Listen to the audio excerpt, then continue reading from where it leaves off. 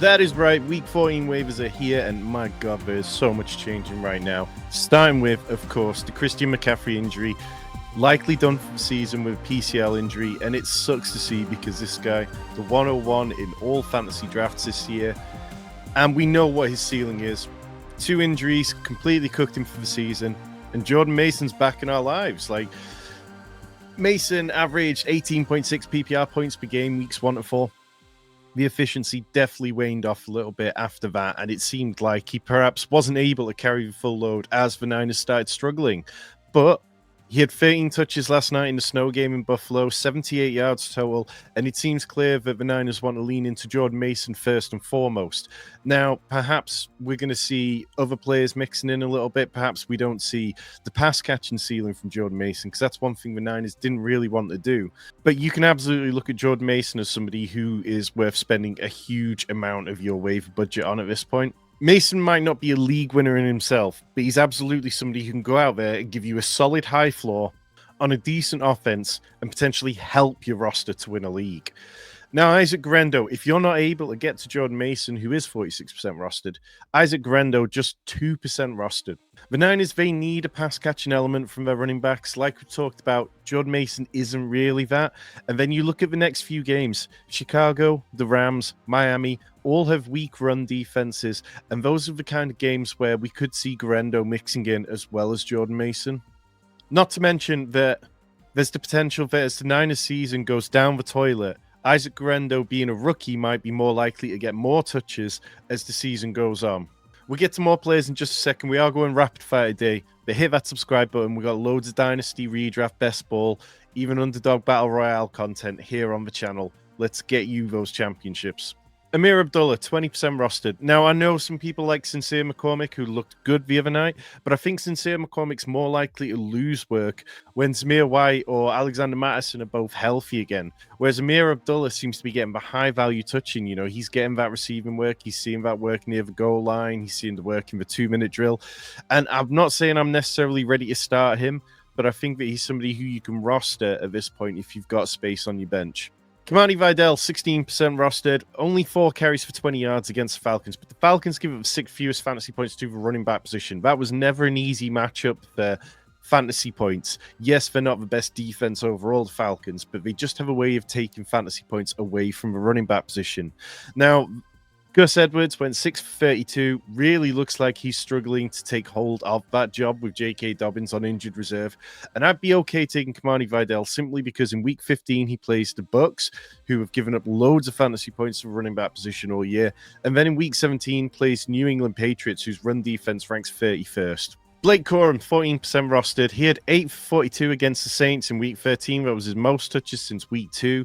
Kyron did go 15 for 104 and a touchdown against the Saints, but he still seems to be losing a bit of work. You go back a few weeks ago, and Kyron Williams was averaging over 20 touches every single game. Now he's down to around 15 a game. It seems like the Rams really want to start rotating drives between Corum and Kyron Williams where they can. And in positive game scripts, I'd expect Blake Corum to see even more work. And if anything happens to Kyron Williams now, Blake Corum would see such a high volume of work that he could be a true league winner. Moving over to the wide receiver position, Marques Valdes-Scantling, MVS himself, 31% rostered. I mean, look, he keeps getting away with it. 7 catches for 232 yards and 4 touchdowns in 3 games. He was the only Saints wide receiver with more than 1 target in week 13. We know now that Taysom Hill is likely to miss the rest of the season with a knee injury, which sucks for him because he looked to be a really fun player down the stretch.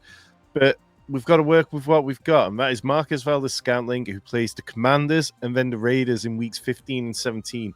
Those can be very fruitful matchups for fantasy purposes. Devaughn Vele plays tonight on Monday Night Football, so if you're watching this, it's already played and he's had a stinker. I apologize, but over the last few games, he's averaged 13.6 PPR points, had a 23% target share in week 12. That was his first game over 20%. Seems to just be getting in more and more involved in the offense. And in the fantasy playoffs, he plays the Colts and then the Bengals. Those are 2 cupcake matchups. I wouldn't go crazy on Vele. He's probably the kind of guy that you can pick up for no waiver budget whatsoever. But he's the kind of guy that if you need players in week 14 with all the bye weeks, he might be able to get you a good start. Adam Thielen, 31% rostered. What is dead may never die. 8 for 10, 99 yards, and 1 touchdown in week 13. Led the team in targets. And look, Bryce Young is simply playing to a much stronger level than we've ever seen him play at the minute. He really seems to be carrying the Panthers in games and able to pick up his teammates around him. He's got a tough game against the Eagles next week, but then in week 15, the first week of your fantasy playoffs, an absolute cupcake matchup against the Cowboys, who haven't been able to defend the pass at all this year. And I think that Adam Thielen is worth rostering and just picking and choosing your moments, because there's also another game against the Bucs in week 17. And we just saw what he did to the Bucs. The Bucs haven't been able to stop the pass or the run all year. 17% rostered. Nick Westbrook-Ihkine, 38% of his receptions this year have been touchdowns, which is an absurd number. He is running purer than anyone in the league right now. But he's had 19 targets in his last 3 games. He seems to keep finding the end zone, seems to keep having a nose for it. Will Levis clearly trusts him. He is the wide receiver 2 behind Calvin Ridley, clearly now. In terms of remaining schedule, you could not wish for a better schedule than Nick Westbrook-Ihkine. Plays the Jags, the Bengals, the Colts, and then the Jags again. All of those matchups are ones that we want to target every single week, and Westbrook-Ihkine gets them. That is exactly what we want at this point in the year. A couple more players to go. We're going to get to them very quickly, but first, hit that subscribe button. My God, you've got so much good content on this channel that you do not want to miss out on. Speaking of Will Levis, if you need a QB streamer in week 14 or another quarterback for the rest of the way, I think Will Levis is going to win people leagues. Plays in Jacksonville in week 14. The Jags allow the most wide receiver fantasy points, like the second most for the quarterback position. They rank 31st in pass defense DVOA. Levis has scored over 17 fantasy points in each of his last 4 games. And as we mentioned, Jacksonville, the Bengals, the Colts, and then Jacksonville again for the rest of the fantasy season. Only 12% rostered. People might not want to hear it, but Will Levis can absolutely win you a league.